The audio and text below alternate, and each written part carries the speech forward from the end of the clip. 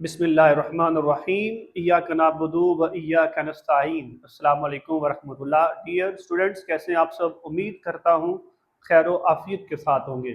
मैं अतीकुर रहमान। तो आज हम कल वाला टॉपिक सेल साइकिल उसको फर्दर कंटिन्यू करते हैं।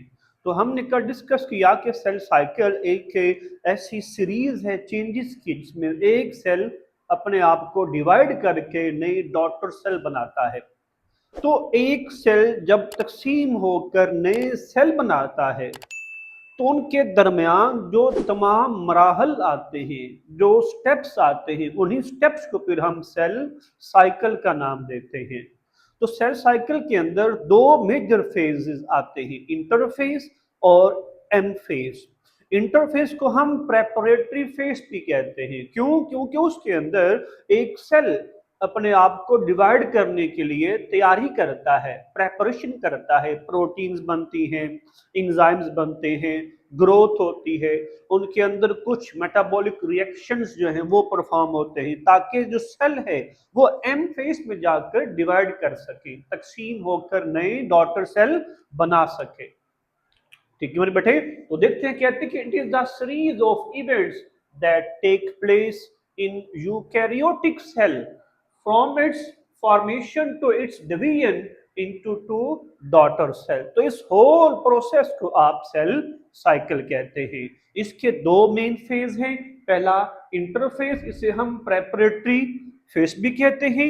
अब प्रेपरेटरी फेज के फर्दर आगे स्टेप्स होते हैं, जिस तरह G1 फेज जिसे हम फर्स्ट गैप फेज कहते हैं, G2 phase second gap phase कहते हैं, S जिसे हम सिंथेसिस फेज कहते हैं। और एक एडिशनल टाइप है G0 फेज के वाले से, वो हम बाद में डिस्कस करेंगे।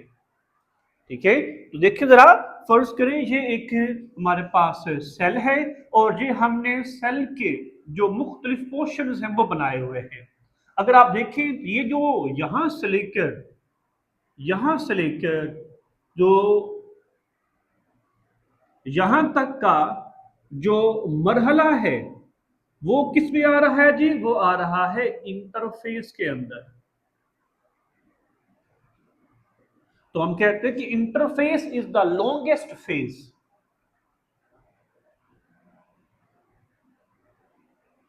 लॉन्गेस्ट फेज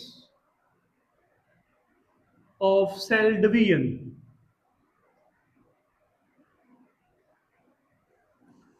ठीक है जी। अब ये जो छोटा सा पोर्शन है इसे हम एम फेज, माइटोटिक फेज कहते हैं, इसमें सेल तकसीम होकर नए सेल बनाता है।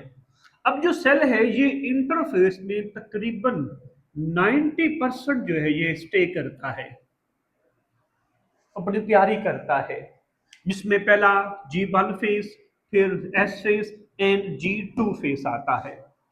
अगर आप देखें तो ये एक सेल, ये सेंटर में न्यूक्लियस और इसके अंदर छोटे छोटे से धागे होते हैं जिन्हें हम क्रोमेटिन कहते हैं, जो कि तादाद के अंदर 46 होते हैं। ठीक है जी। ये हमारे पास G1 फेज है और G1 फेज के अंदर इस सेल में जो मेटाबॉलिक एक्शंस हो वो चेंज होंगे, प्रोटीन्स बनती हैं और एंजाइम्स बनते हैं। जब ये फेज मुकम्मल हो जाता है देन सेल अपने आप को एस फेज के अंदर इंट्रोड्यूस कर लेता है। G1 फेज के अंदर सिंगल सिंगल धागे होते हैं, मीन टू से क्रोमोसोम्स होते हैं। जब सेल G1 फेज से एस फेज में आता है तो ये होती है सिंथेसिस या डुप्लीकेशन ऑफ क्रोमोसोम, जिसमें एक क्रोमोसोम डुप्लीकेट करके एक और क्रोमोसोम बना देता है। अब ये कितने क्रोमोसोम है जी? अब ये दो क्रोमोसोम है और एक पेयर की फॉर्म में है। ठीक है, और ये दोनों क्रोमेटिड्स जो होते हैं ये सिस्टर क्रोमेटिड्स होते हैं। ठीक है जी। अब हम देखते हैं कि ये जो इंटरफेस है कहा जाता है कि last for about 90% of the total time of cell cycle. कि सेल साइकिल का मुकम्मल जो 90% टाइम है, ड्यूरेशन है, वो सेल इंटरफेस के अंदर ही स्टे करता है, अपने आप को तैयार करता है। The cell perform the life functions according to its speciality and prepare itself for next generation। तो इस पूरे के पूरे प्रोसेस के अंदर सेल अपने आप को तैयार करेगा ताकि वो अगले फेज के अंदर इंट्रोड्यूस हो सके। तो अब हम डिस्कस करते हैं इंटरफेस का जो पहला स्टेप है G1 फेज, वो क्या होता है। तो उसमें हम कहेंगे it start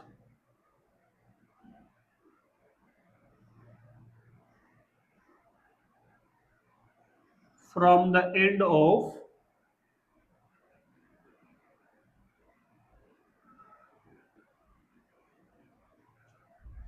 mitosis। It is also called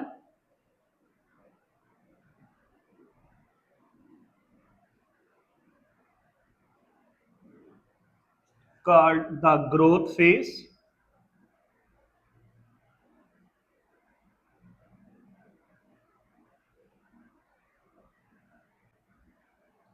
During this phase,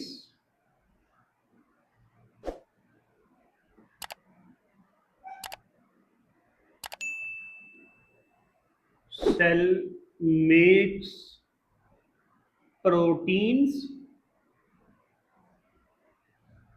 and enzymes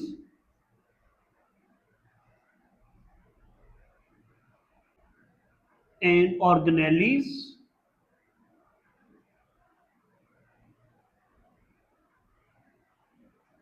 and grow in size।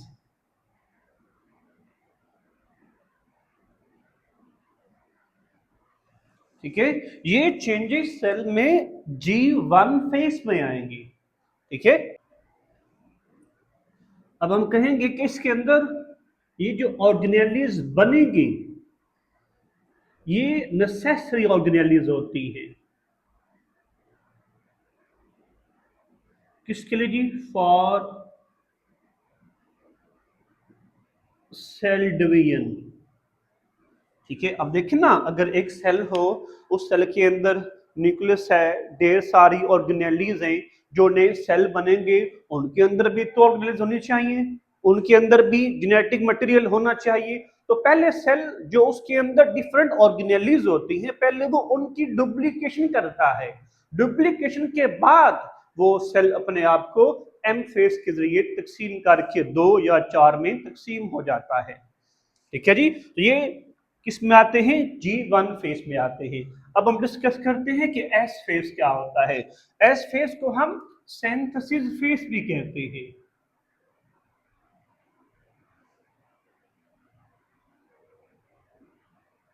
Synthesis phase क्यों? क्योंकि इसके अंदर जो क्रोमोसोम है, जो क्रोमेटिन है, ये डुप्लीकेट करके एक और क्रोमेटिन बना देता है और फिर वो पेयर के फॉर्म में बन जाते हैं।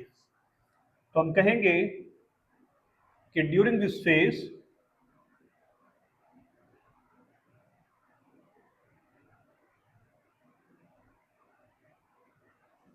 DNA of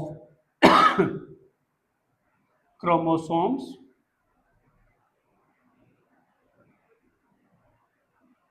is replicated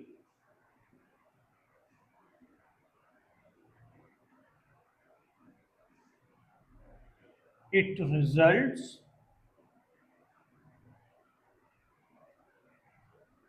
in the duplication of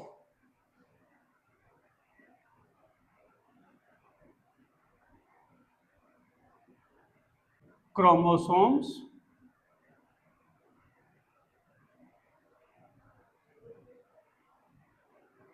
each chromosomes consist of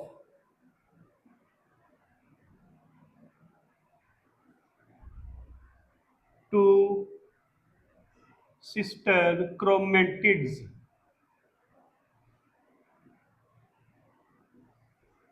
ठीक है जी, पहले क्या था? पहले सिंगल क्रोमोसोम था, मीन्स जो सिंगल धागा था, क्रोमेटिन था।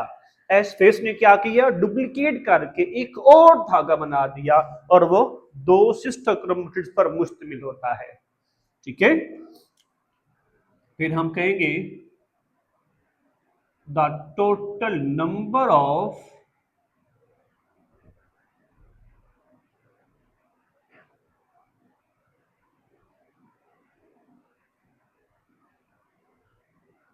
chromosomes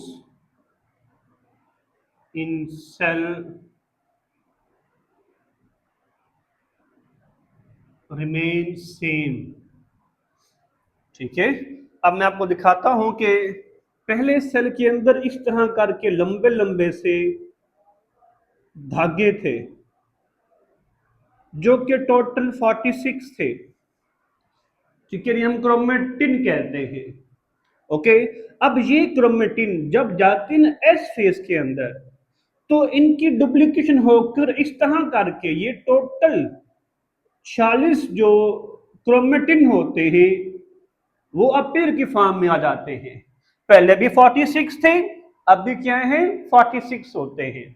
तो फिर वो क्रोमोसोम्स पेयर की फॉर्म बन जाते हैं। पहले सिंगल क्रोमोसोम था, एस फिश ने क्या किया, डुप्लीकेशन करके उसका एक और पेयर बना दिया और क्रोमोसोम्स और या धागे इस तरह की शेप अख्तियार कर लेते हैं।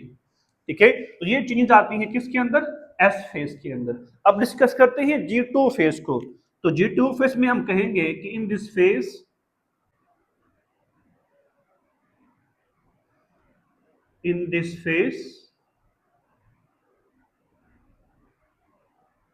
the cell continues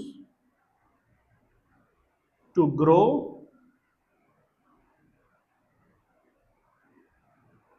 and produce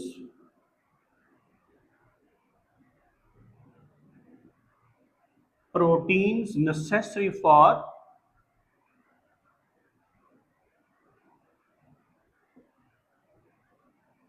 cell division।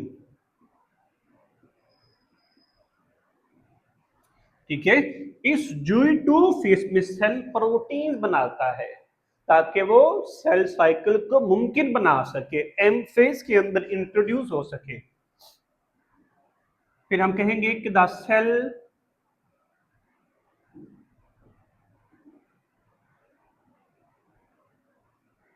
check for any damage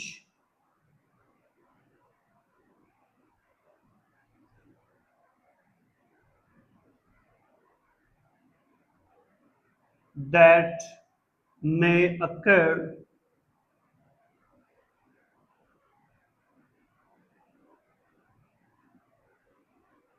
during replication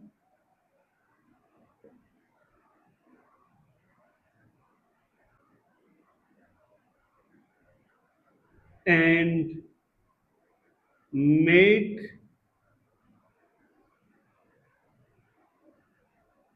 necessary repairs।